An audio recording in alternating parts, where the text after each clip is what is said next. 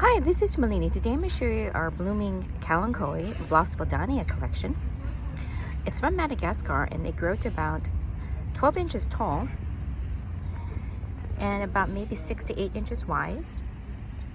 They have all these beautiful colors here, and I'll show you all these different colors. They come in pink and red and white and orange and yellow.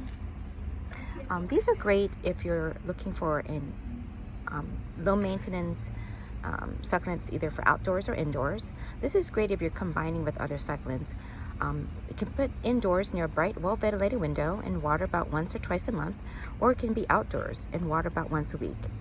I would recommend not putting in full sun because the leaves will actually turn all yellow. So you want to prevent that by putting in filter light or partial shade.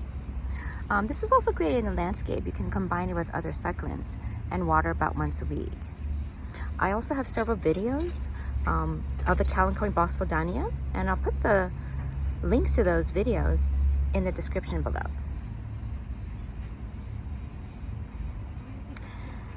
Thank you for watching.